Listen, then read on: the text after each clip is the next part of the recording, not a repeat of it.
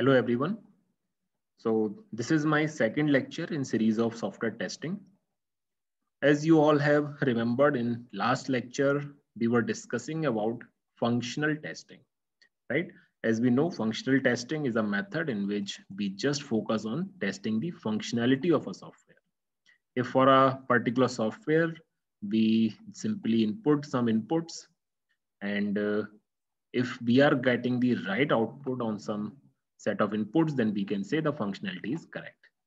Under this method, in last lecture, we have discussed three different methods. The first one was boundary value analysis method, then second robustness, and then third one was worst case method. Today we'll discuss the fourth method, that is functional test, that is equivalence class testing method, right? Equivalence class testing method. अभी तक जितने भी हमने तीन method discuss किए उन तीनों से ये हम कह सकते हैं this is a better method. क्यों बेटर है? क्योंकि आपको याद होगा जो सबसे लास्ट हमारा था वर्स्ट केस मेथड, उसमें नंबर ऑफ टेस्ट केस बहुत ज्यादा बन गए और तब भी हर तरह की कंडीशन फॉर्म नहीं हो पाई थी. ठीक है. So in equivalence class testing method the objective is to impose to write every new condition. हर तरीके की जो कंडीशन है उसको भी हम लिखें और जो total number of test case है वो भी हमारे ना बढ़े. ठीक है. यानी total number of test case को कम रखते हुए ज्यादा से ज्यादा हमें नए कंडीशंस को इंपोज करना है. ठीक है. तो this equivalence class testing method is very effective in these terms. How we can write the equivalence class testing methods and what is the procedure? So basically equivalence class testing method can form two different types of classes. The first one is output domain equivalence class and second one is input domain equivalence class, right? Output domain equivalence class and second one is input domain equivalence class. So let us understand with the help of an example what is this method, how it works. Suppose we are having a problem of triangle, like we are having the three different sides of a triangle, X, Y, and Z, right? And suppose we have designed a software that will decide the type or category of this particular triangle. Like if all the three sides are equal, then it will be an equilateral triangle. If any two sides are equal, it will be an isosceles triangle. If no side is equal, it will be a scalene triangle. And it can also form a not a triangle situation. ठीक है. कब होगी situation? When A is equal to B plus C, right? When A is equal, जब कोई भी दो side का सम तीसरी के इक्वल होगा और B plus C is less than A. ठीक है. कोई भी दो साइड का सम तीसरी से कम होगा. In under these two conditions, the triangle will not be formed, right? So suppose we want to write the test cases using this equivalence class testing method. Then we are in this particular method we are having two equivalence classes. First, output domain equivalence class. Second one is input domain equivalence class. So let us first understand what is output domain equivalence class. Basically, in this method we simply write the classes, right? We simply write the classes. Classes का मतलब क्या है कि what are the possible conditions. ठीक है. अगर हम condition लिख सकते हैं, अगर हम क्लास लिख सकते हैं, तो फिर हम हर क्लास के हिसाब से फिर फर्दर उसको टेस्ट केस में कन्वर्ट कर सकते हैं. तो आउटपुट डोमेन इक्विवेलेंस क्लास क्या कहता है कि किसी पर्टिकुलर प्रोग्राम के लिए कितनी वैरायटी ऑफ आउटपुट पॉसिबल है. ठीक है. कितनी वैरायटी ऑफ आउटपुट पॉसिबल है. What are the different variety of outputs are possible for a particular program. तो जैसे हम ट्रायंगल की बात करें तो हमें पता है कि चार ही आउटपुट इसमें आ सकते हैं. Either it will be equilateral, either it will be isosceles, scalene और not a triangle. इसके अलावा पांचवा आउटपुट नहीं आएगा, चाहे इनपुट कुछ भी. ठीक है.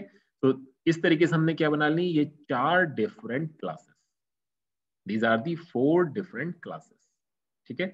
क्लास लिखने का तरीका क्या है? O1 आउटपुट डोमेन क्लास 1, यहाँ पे O2 आ सकता है output domain class 2, output domain class 3, output domain class 4. ठीक है. We are defining these classes for three variables x, y, z. ठीक है. और कंडीशन क्या है? It can be equilateral when all three sides are equal. It can be isosceles. It can be scalene or not a triangle. अब देखो हमने क्या किया, हर इक्विवेलेंस क्लास के लिए एक टेस्ट केस लिख दिया. पहली क्लास क्या थी? The triangle can be equilateral, तो इक्विलेटरल के लिए टेस्ट केस लिख दिया. सेकंड क्लास आइसोसेलेस, आइसोसेलेस के लिए एक टेस्ट केस लिखा है, scalene and not a triangle. तो हर क्लास को टेस्ट करने के लिए एक हमने टेस्ट केस लिखा है, ठीक है। तो इससे हमें एक तो यहीं पे पता लग गया कि क्या हमारे सबसे पहले तो सॉफ्टवेयर में जो 4 आउटपुट आने चाहिए वो चारों आउटपुट आ रहे हैं कि नहीं आ रहे हैं, ठीक है। एक हाई लेवल कह सकते हैं टेस्टिंग तो यहीं पे हो गई। हो सकता है ये सारी हमारी टेस्टिंग ठीक हो गई, then we can proceed for next level that is known as input domain equivalence class. यहाँ तो हमें क्लियर हो गया कि आउटपुट ये 4 हो सकते हैं। Now we will test what can be the variety of inputs that can be given in this particular program.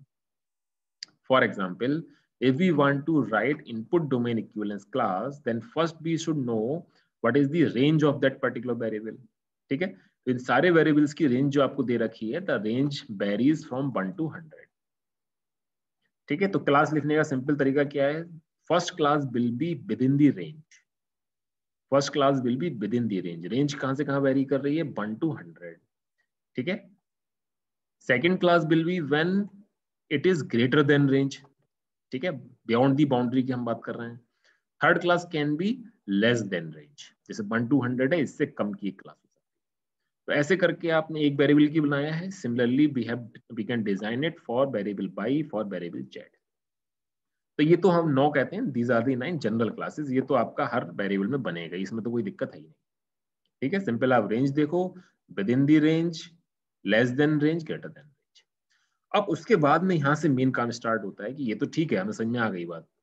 इसके अलावा कुछ स्पेशल क्लासेस हमारी और बनेंगी that depends upon the particular application, ठीक है। जैसे यहाँ पे इक्विलेटरल कंडीशन बन सकती है, आइसोसेलेस की कंडीशन बन सकती है, ठीक है, स्केलेन की कंडीशन बन सकती है, नॉट अ ट्रायंगल की कंडीशंस बन सकती हैं।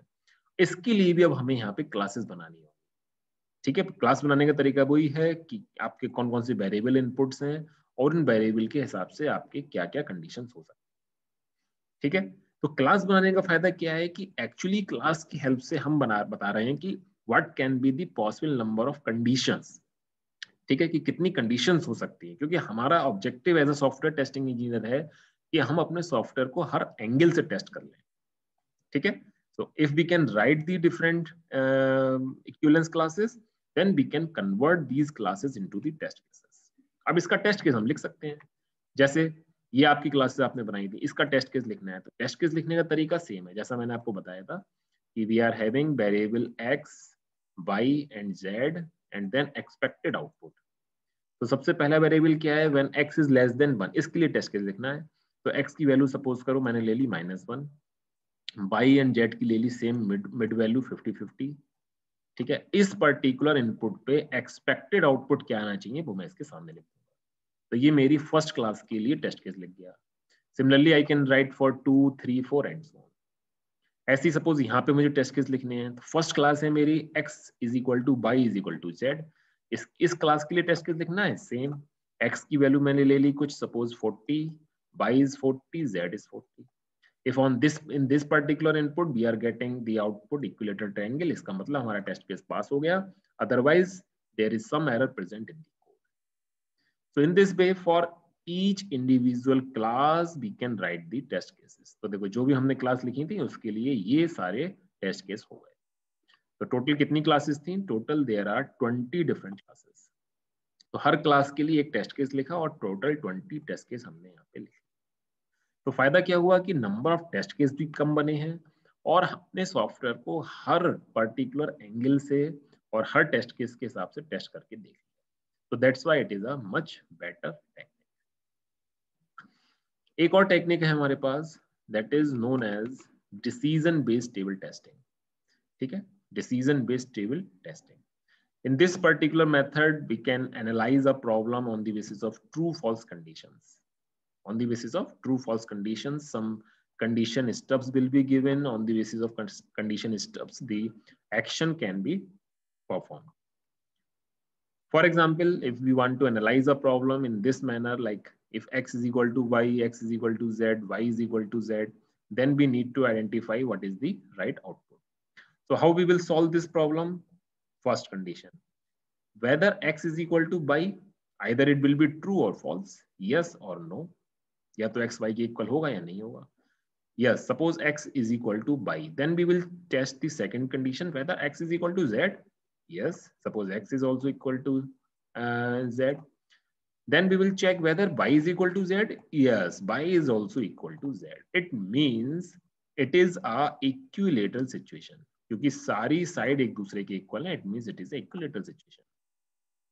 ठीक है, ऐसी और केस लेके देखते हैं. Suppose x is not equal to y, x is not equal to z, y is not equal to z. कोई भी साइड किसी की भी इक्वल नहीं है, it is a situation of scaling. ठीक है, तो इस तरीके से हम इसमें एनालाइज कर सकते हैं and whatever will be the output, that output can be identified with the help of cross products. यहाँ पे कभी कभी इम्पॉसिबल सिचुएशंस बन जाती हैं. कब बनेंगी इम्पॉसिबल सिचुएशन? जैसे एक टेस्ट केस है x is equal to y, ये ट्रू है. ठीक है, x is equal to z, this is also true, but y is not equal to z. ये पॉसिबल नहीं है. जब x y के इक्वल है और x z के इक्वल है तो y तो z के इक्वल होगा ही. It is a impossible situation. ठीक है, तो इस तरीके से भी with the help of this decision table based testing method we can analyse the problem. इसको यस नो की फॉर्म में लिख सकते हैं या इसको ट्रू फॉल्स की फॉर्म में भी लिख सकते हैं. तो यहाँ पे यस की जगह ट्रू लिख दिया है, सिंपल. ठीक है, यहाँ पे यस की जगह ट्रू लिख दिया है और फॉल्स की जगह नो की जगह फॉल्स लिख दिया है. ठीक है, तो ट्रू यस, फॉल्स नो. इस तरीके से भी हम यहाँ पे सिचुएशन को एनालाइज कर सकते हैं. जो भी आपके डिफरेंट टेस्ट केस बनेंगे, जो भी आपके क्रॉस आए हैं, accordingly we can form the test cases. Ultimately हमें बनाना टेस्ट केसेस ही है. These test cases will be passed to the software. If the test case will pass, we will write pass, otherwise we will write fail. If any one of the test case will fail, we can say there is some error, some bug present in the code. And if all the test case will pass, then we can say that functionality is very correct. Right? So these are the different methods. We have covered the first category, that is known as functional testing. Right? And in next lecture, we will discuss the second category, that is white box testing methods. So these are few references. Thank you, everyone.